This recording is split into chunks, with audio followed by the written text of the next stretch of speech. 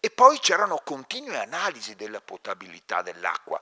Qua vi mostro il collegio dei medici fisici in campo di San Giacomo dall'Orio, con il teatro anatomico. Ecco.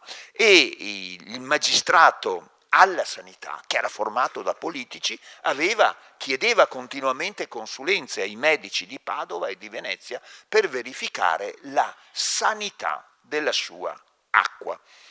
Quando finisce la storia dei pozzi? Il 23 giugno 1884, quando che arriva l'acquedotto a Venezia e per festeggiare fanno una grande fontana in piazza San Marco. Se vi interessa, proprio neanche un mese fa, a Sant'Andrea Lazzirada, praticamente in piazzale Roma, hanno fatto il museo dell'acquedotto. È molto bello, quindi se vi capita l'occasione di essere dalle parti di Sant'Andrea della Zirava in piazzale Roma, andate a visitarlo, inaugurato il 14 dicembre dell'anno scorso. È arrivato l'acquedotto, i pozzi vengono chiusi, ma sono stati veramente una meraviglia della nostra Venezia.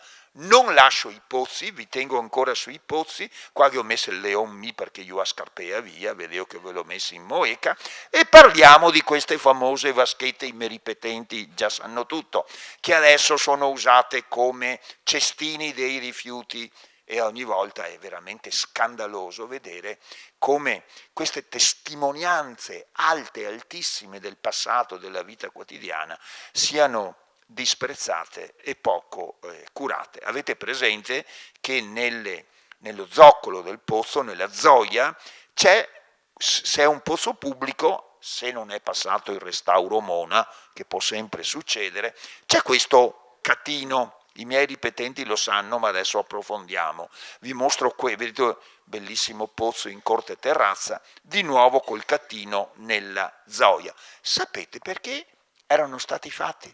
Per prevenire la rabbia, per prevenire, che viene dai cani ma anche da altri animali, per prevenire l'idrofobia.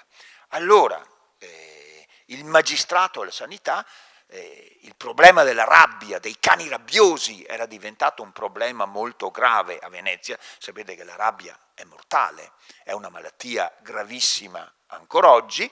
Il magistrato alla sanità dichiara guerra alla rabbia. Partiamo dal 1776. Come? Con le armi di Venezia, la prevenzione, perché le medicine non contavano o contavano poco. Allora la prevenzione è fatta in modo drastico. 1766 vengono eliminati tutti i cani randaggi da Venezia.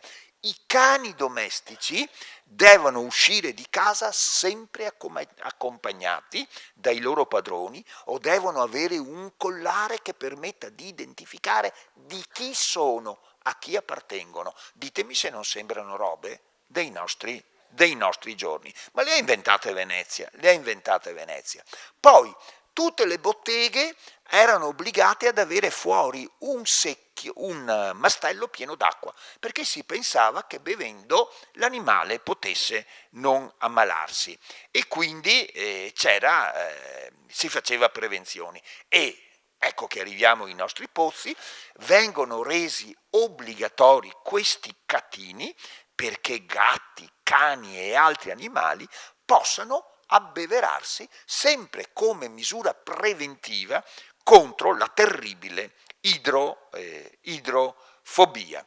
Il secondo mezzo che Venezia usa è il controllo del territorio. Di nuovo ci si affida ai parroci e ai capi contrada, che hanno l'obbligo immediatamente di denunciare chi è stato morso da un cane. Uno, per dargli soccorso. Due, perché il potenziale ammalato deve essere immediatamente schedato e registrato.